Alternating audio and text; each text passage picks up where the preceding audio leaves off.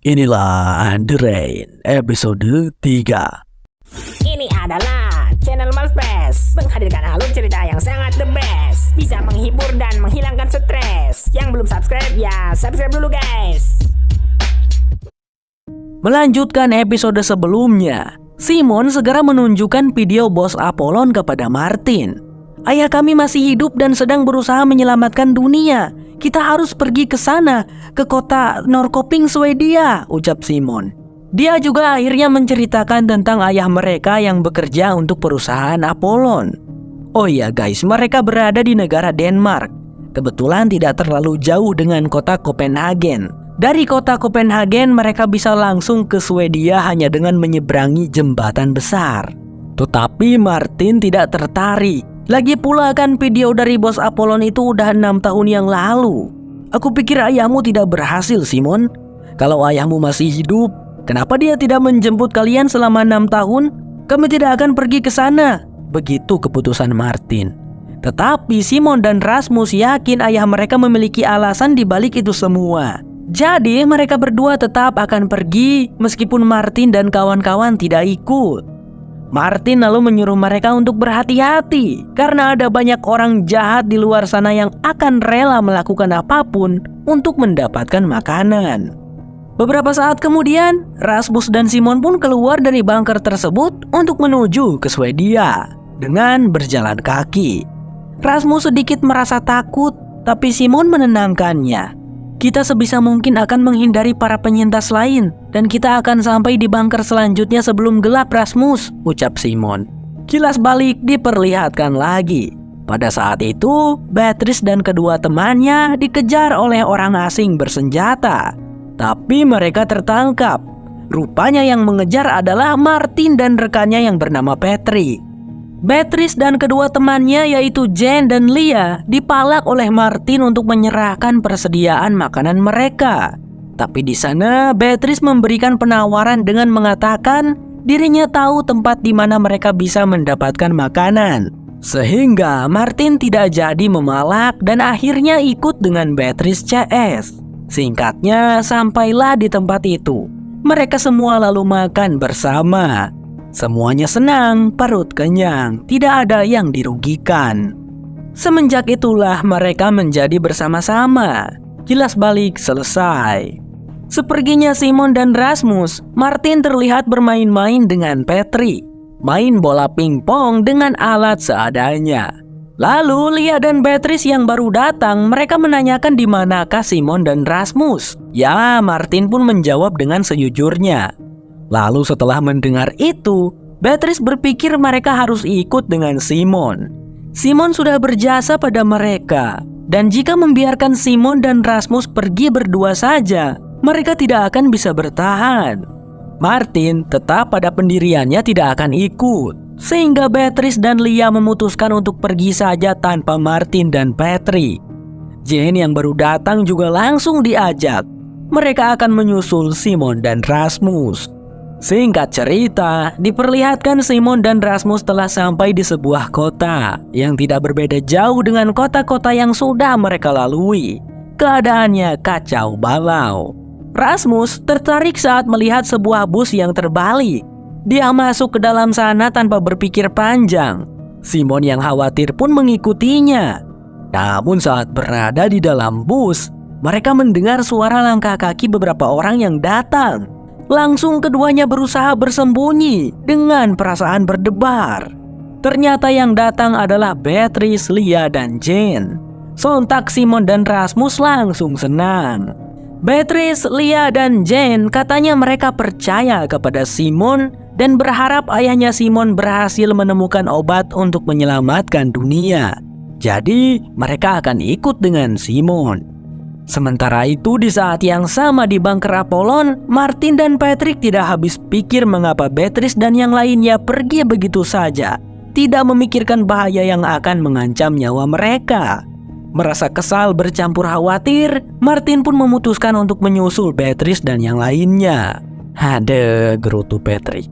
Beatrice sendiri bersama yang lainnya sedang beristirahat dan makan di sebuah restoran burger terbengkalai. Mereka menyantap makanan mereka sambil membayangkan kalau mereka sedang makan burger, pizza, dan makanan-makanan lezat lainnya. "Ah, kapan ya bisa makan burger lagi?" keluhnya Jane, tapi mereka sambil ketawa ketiwi. Setelah selesai makan, Jane minta izin sebentar untuk mencari kacamata baru. Karena kacamata yang sekarang ia pakai tidak cocok. Bertahun-tahun ia tidak nyaman memakainya. Lia pun akan ikut dengan Jane menemaninya. Akan tetapi, beberapa saat setelah perginya Jane dan Lia, sekelompok orang kelaparan datang ke tempat itu. Sontak saja, Beatrice, Rasmus, dan Simon kabur melarikan diri lewat pintu belakang. Tapi sayangnya dalam pelarian itu, Simon tanpa sengaja terpisah dari Rasmus dan Beatrice.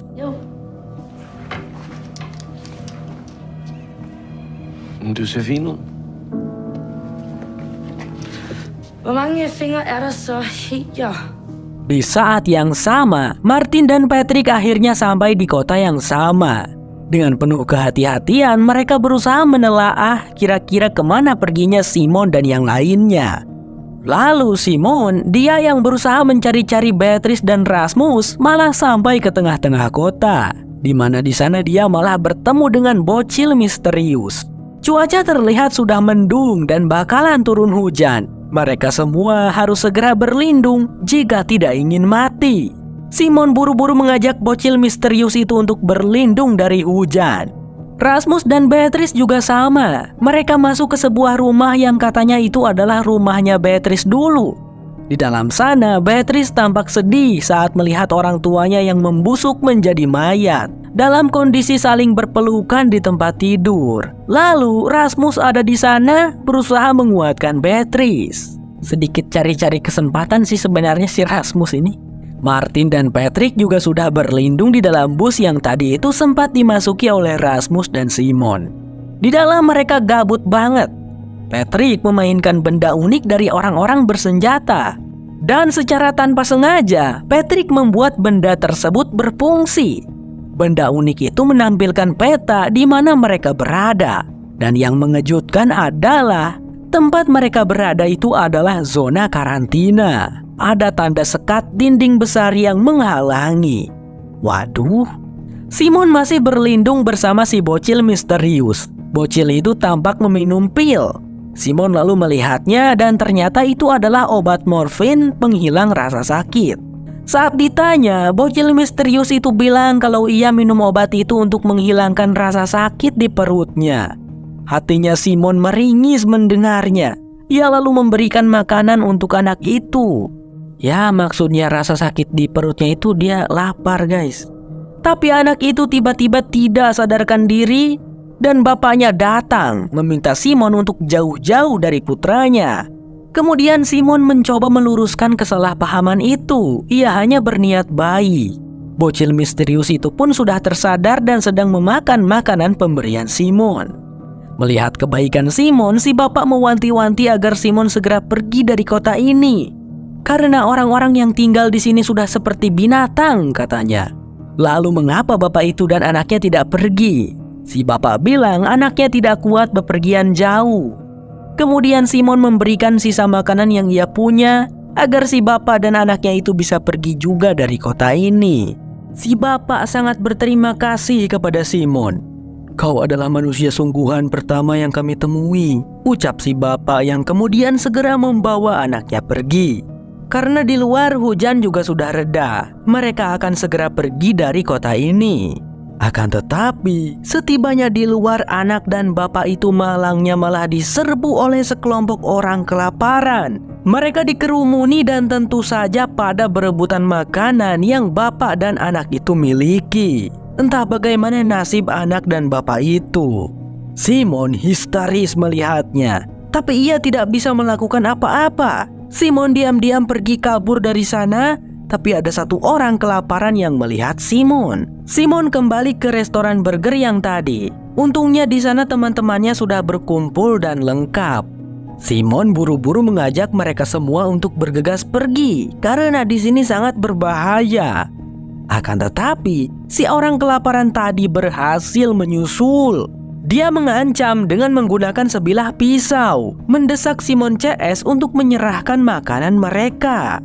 Aduh, mereka berlima diancam sama satu orang aja masa takut guys. Pisaunya kecil juga bukan golok atau samurai. Lawanlah. Berikan saja sebagian makanan kita padanya. Tidak apa-apa, masih ada makanan di bunker lain, ucapnya Simon kepada teman-temannya. Tapi si orang kelaparan mendengar ada makanan di bunker lain, dia tidak mau makanan yang diberikan.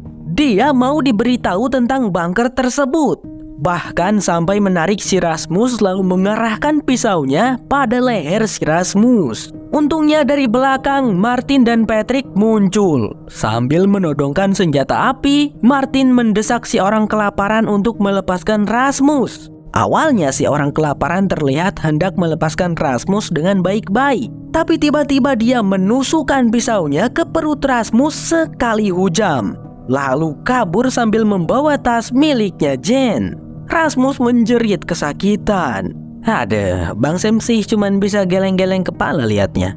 Pada akhirnya mereka pun membawa Rasmus dengan menggunakan troli. Berusaha secepat mungkin sampai di bunker selanjutnya untuk memberikan pertolongan kepada Rasmus. Namun sesampainya di bunker, pintu bunkernya tampak sudah rusak. Sepertinya pernah ada sekelompok orang yang membobolnya. Benar saja di dalam sana persediaan makanan sudah ludes. Begitupun persediaan obat-obatan juga sudah tidak ada. Yang bisa mereka lakukan untuk sekarang hanya mencoba untuk membalut luka di perutnya Rasmus.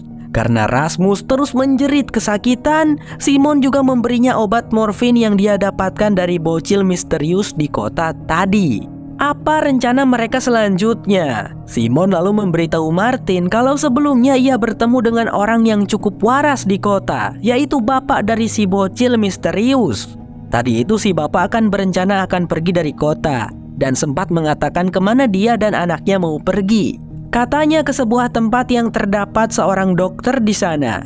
Jadi sepertinya saat ini mereka juga harus ke sana untuk menolong Rasmus. Begitu pikir Simon. Martin setuju, tapi sebelum itu ia juga memperlihatkan sesuatu yang ia dan Patrick temukan, yaitu peta yang muncul dari benda unik milik kelompoknya Anon.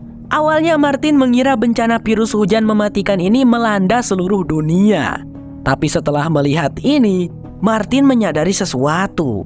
Jika mereka sekarang berada di zona karantina dan terhalangi oleh dinding besar, kemungkinannya virus hujan mematikan hanya melanda di tempat mereka saja, yaitu zona karantina.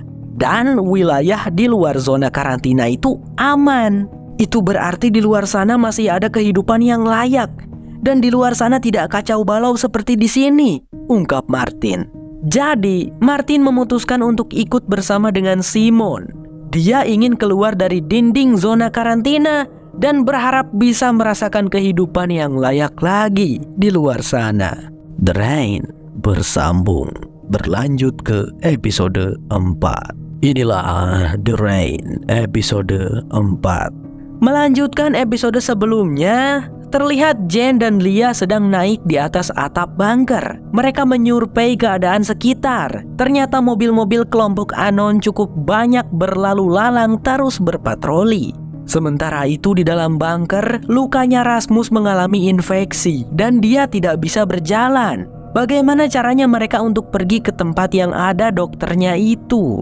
Beatrice di sana tampak sangat perhatian kepada Rasmus dan sepertinya itu membuat Martin kurang nyaman. Lalu Simon segera berkata, ia memiliki sebuah rencana yang cukup berbahaya. Beberapa saat kemudian terlihat Simon berjalan kaki dengan santainya di area kota hingga sebuah drone kelompoknya Anon muncul. Simon berlari dan drone itu tentu saja mengejarnya. Hingga sampailah Simon di bawah sebuah bangunan yang bundar dan mobil kelompok Anon pun datang. 3 orang bersenjata turun dari mobil itu menggertak Simon untuk menyerahkan diri. Tapi ternyata Simon hanyalah umpan.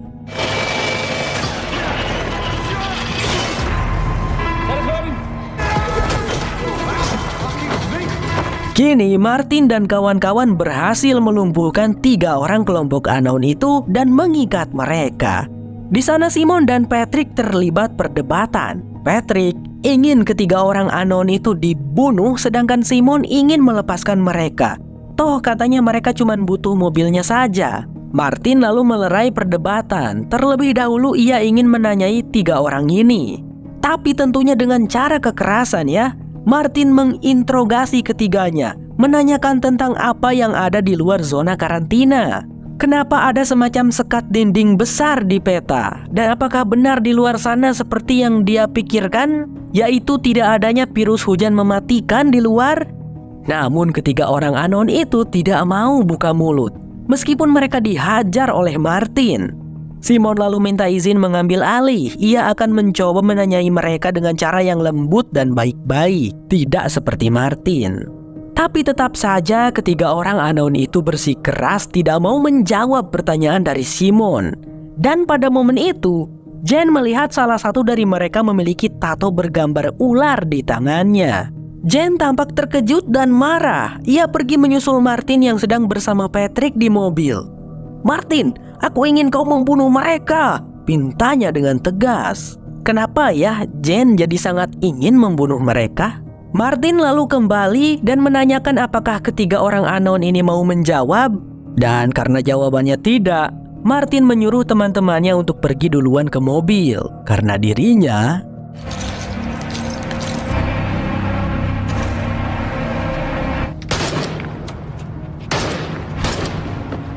Setelah itu mereka pun melakukan perjalanan menuju tempat yang katanya terdapat seorang dokter. Mereka pergi dengan menaiki mobil milik kelompok anon yang mereka rampas.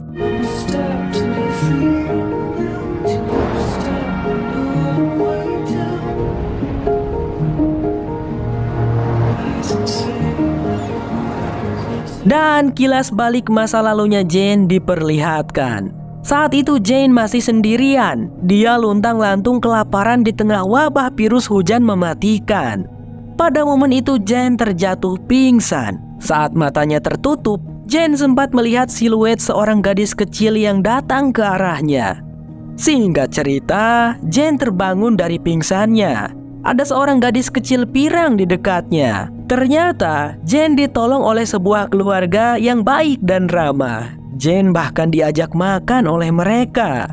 Gadis kecil pirang itu bernama Vilde. Vilde adalah seorang gadis tunarungu yang ceria. Ia meminta Jane untuk tinggal bersama mereka. Orang tuanya Vilde pun setuju dan berharap Jane bisa menjadi teman putri mereka itu. Jane dengan senang hati menerima tawaran tersebut. Semenjak itu, Jane menjadi bagian keluarga. Ia seringkali menghabiskan waktu bersama dengan Vilde dan sudah menganggap Vilde layaknya adik kandungnya. Jane bahkan mempelajari bahasa isyarat dari Vilde. Namun suatu hari, kelompok anon datang ke tempat mereka. Si bapak menyuruh Jane dan Vilde untuk bersembunyi. Dia lalu pergi menemui kelompok anon untuk menanyakan ada tujuan apa kemari. Mereka ingin si bapak untuk ikut bersama mereka. Tetapi karena si bapak menolak dan juga mengabaikan mereka, satu orang dari mereka membunuh si bapak dengan cara menembaknya. Sontak Jane dan Vilde histeris. Keduanya sama-sama panik. Dan Jane berusaha membuat Vilde terdiam agar mereka tidak ketahuan. Orang yang menembak si bapak adalah orang bertato ular di tangannya. Mendengar suara tembakan, si ibu langsung keluar dari rumah dan langsunglah ditangkap oleh kelompok anon. Si ibu menangis histeris melihat suaminya sudah terkapar mati. Lalu kelompok itu pergi sambil membawa si ibu. Jane tidak bisa berbuat apa-apa, dan detik itu juga Jane sangat terkejut karena ia secara tanpa sengaja telah membunuh Vilde. Saat tadi ia berusaha membuat Vilde diam, ternyata Jane tidak sengaja membekap mulut dan hidungnya Vilde. Betapa sangat sedih dan terpukulnya Jane karena ia kehilangan keluarga barunya itu. Jadi begitulah alasan mengapa Jane sangat ingin membunuh si orang bertato ular. Kilas balik selesai. Di masa sekarang, singkatnya Simon, Jane, dan kawan-kawan telah sampai di tempat yang dimana katanya di sana terdapat seorang dokter. Tempatnya bernama Lila Pyart. Sorry guys kalau salah penyebutannya. Lah itu artinya mereka udah sampai Swedia. Kapan nyebrang jembatannya ya? Untuk mencari di manakah keberadaan si dokter, mereka memanfaatkan drone dan benda unik yang mereka rampas dari kelompok anon. Kini, Simon dan kawan-kawan akhirnya tahu cara untuk menggunakan drone tersebut. yaitu dengan menghubungkannya dengan benda unik yang bisa ngeluarin peta. Lalu ketemulah sebuah bangunan yang terdeteksi adanya hawa panas. Pastinya ada keberadaan manusia di sana. Pergilah mereka semua ke bangunan tersebut, hingga bertemu dengan seorang wanita yang menodongkan senjata api kepada mereka. Sepertinya wanita itu mengira Martin CS adalah kelompok anon. Martin segera meluruskan kesalahpahaman di sana. Mereka hanya orang biasa yang datang ke sini untuk meminta pertolongan. Rasmus, teman mereka dalam kondisi kritis, harus segera diobati. Wanita itu, sebut saja Bu Nini, untungnya percaya. "Bawa dia masuk," ucap Bu Nini. Memang dialah dokternya, teman-teman. Dengan keterampilannya itu, Bu Nini segera merawat lukanya Rasmus, menjahitnya. Bu Nini hidup seorang diri. Suami dan kedua anaknya telah mati akibat virus hujan mematikan. Singkat cerita, setelah Bu Nini selesai mengobati lukanya Rasmus, mereka pun berbincang-bincang. Bu Nini menanyakan Simon dan kawan-kawan mau pergi kemana.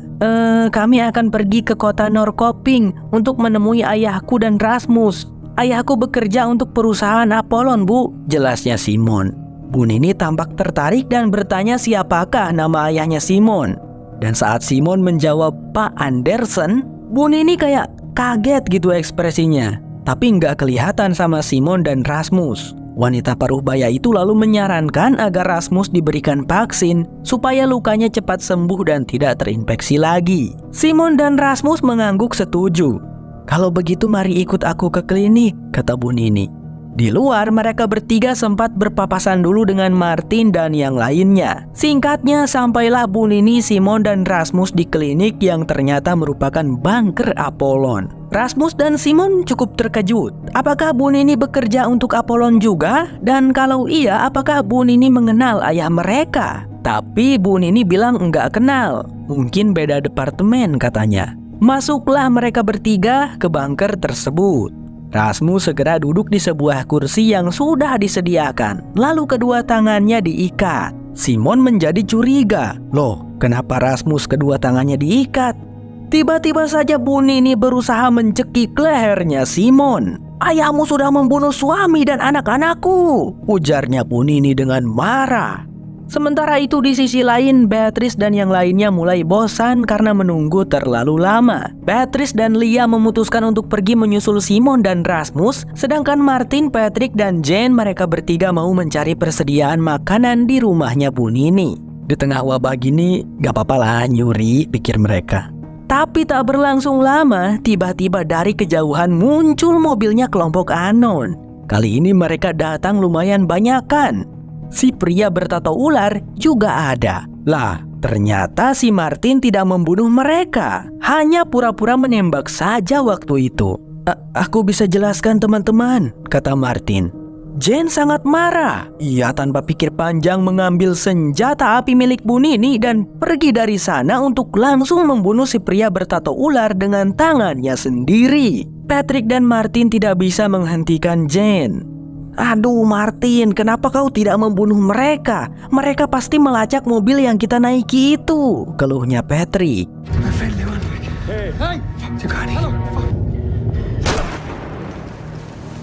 Beatrice dan Lia dapat mendengar suara tembakan barusan. Jane terlihat pasrah saat kelompok anon mengepungnya sambil menodongkan senjata mereka.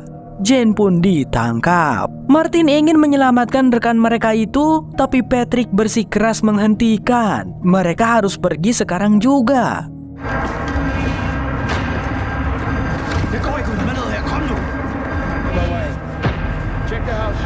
Martin dan Patrick berhasil menyusul Lia dan Beatrice. Jane telah tertangkap kelompok anon. Kita harus kabur sekarang juga, ujarnya Patrick kepada mereka.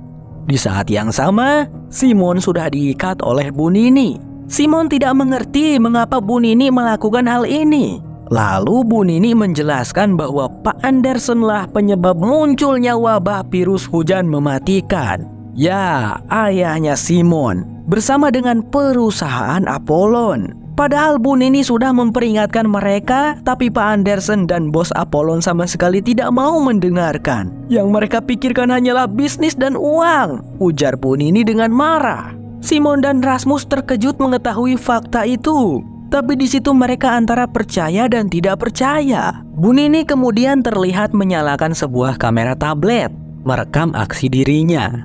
Kata Bu Nini, dia ingin Pak Andersen untuk melihat hal ini. Wanita parubaya itu lalu mengambil sebuah suntikan misterius dan hendak menyuntikannya kepada Rasmus. Simon berusaha membujuk wanita itu. Bu Nini, kami tidak tahu apa-apa. Kumohon jangan sakiti kami. Ibu kami juga mati karena hujan itu, rengeknya Simon. Setelah mendengar hal itu, Bu Nini terlihat mengurungkan niatnya menyuntik Rasmus. Mungkin dia sudah sadar. Tapi tiba-tiba Patrick datang. Langsung saja tanpa basa-basi menembak Bu Nini sampai meninggoy. Simon dan Rasmus kaget bukan main. Tidak ingin membuang banyak waktu, Patrick segera melepaskan mereka berdua dari ikatannya. Simon menyempatkan untuk mengambil suntikannya Bu Nini. Ketika mereka keluar dari bunker, semuanya sudah menunggu. Mereka lalu pergi dari tempat itu.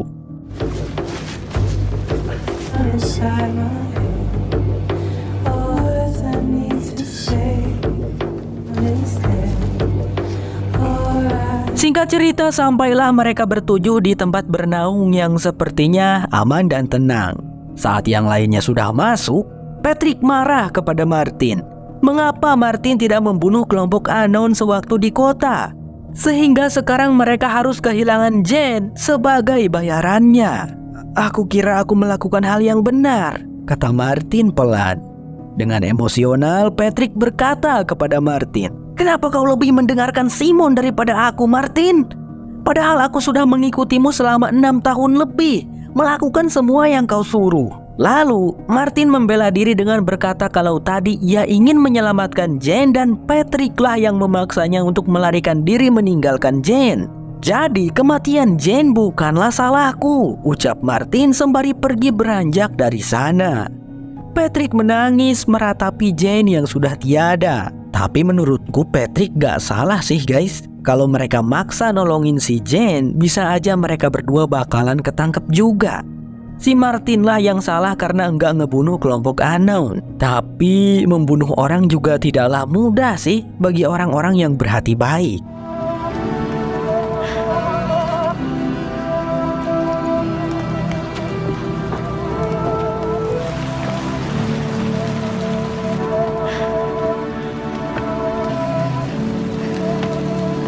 Simon mendatangi Martin yang bersedih, lalu ia menggenggam tangannya Martin untuk menguatkannya. Dan diam-diam Beatrice melihatnya dengan cemburu.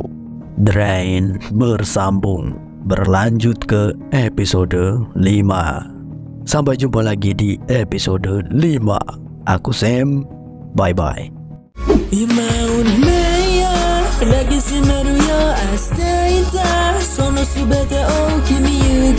Have a good day, have a good day.